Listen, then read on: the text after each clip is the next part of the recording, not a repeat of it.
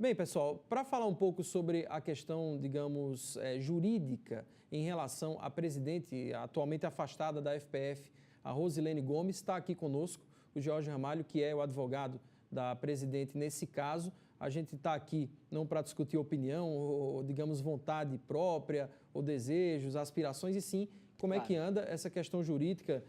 Jorge, a gente tem sempre trazido aqui, atualizado as informações que nos chegam e, pelo menos ontem, falamos sobre algum tipo de erro que poderia haver em todo esse processo, esse caminho que você teria conseguido, digamos, ver como uma possibilidade da volta da Rosilene à presidência da federação. Fala um pouco sobre esse assunto, é um prazer tê-lo aqui. Boa noite. Prazer o meu. Boa noite, Gustavo. Boa noite a todos que assistem o programa. Pois bem, o problema inicial que nós vislumbramos na ação é que o Auto Sport ele entrou contra a Federação Paraibana. Ele ingressou com a ação, mas colocou no polo passivo como réu uma pessoa errada, porque ele pretende anular uma eleição da mesa diretora da federação e entra contra uma instituição, contra uma entidade. Para que todos os telespectadores possam imaginar o que eu quero dizer, quando alguém impugna um mandato, seja ele de uma instituição privada, como é o caso, ou uma pública, ele tem que entrar contra o candidato eleito, o mandatário, e nunca contra a instituição. Você imagine alguém impugnar o mandato de um prefeito ou de um governador entrando contra o município ou contra o estado. Então esse é o primeiro problema. Porque em face disso, a Rosilene Gomes, ela não teve direito até agora de se defender no processo. Porque a ação foi contra a federação, ela não estava na federação quando saiu a decisão, e a partir daí ela não teve mais como voltar à federação. E hoje temos, de um lado, o Auto Sport como autor, federação como réu, só que quem está à frente hoje da federação são as pessoas indicadas pelo Auto Sport. Então, até agora, Rosilene Gomes não foi ouvida pela Justiça. E agora nós acreditamos que o Tribunal de Justiça poderá, pela primeira vez, analisar os argumentos de Rosilene Gomes. O que chega, digamos, até a imprensa, ou que chega à população de uma forma geral, é que ela teria perdido 3 vezes, né? Até se coloca meio que como se fala de futebol, seriam 3 derrotas.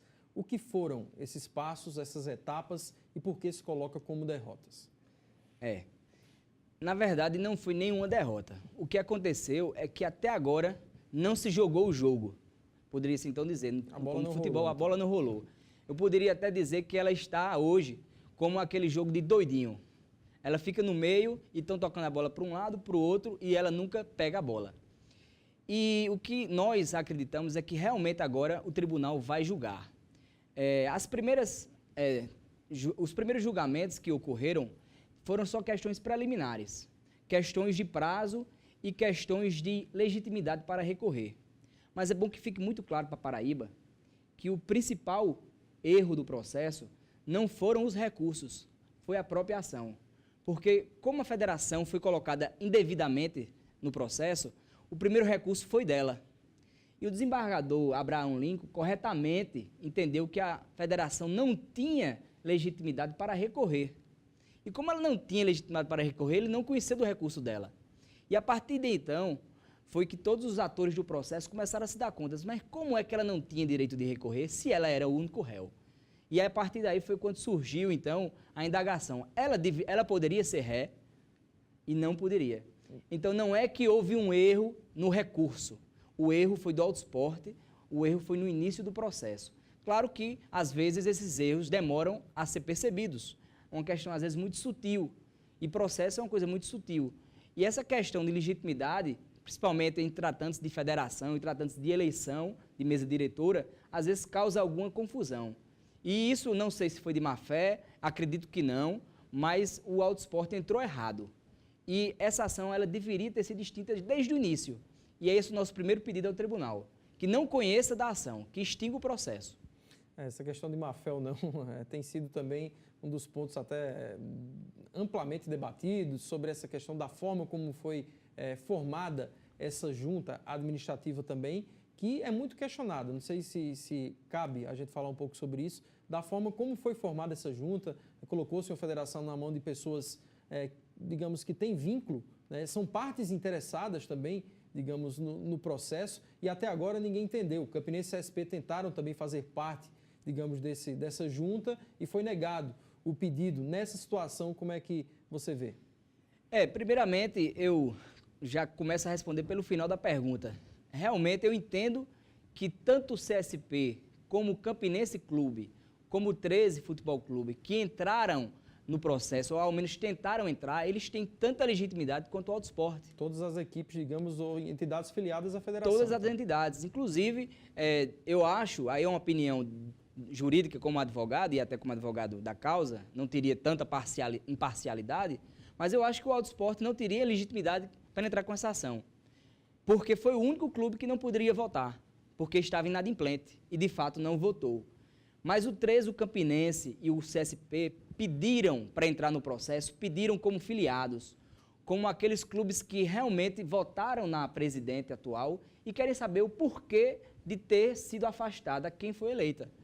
E com relação à formação da junta, a junta foi formada a pedido do Auto Esporte.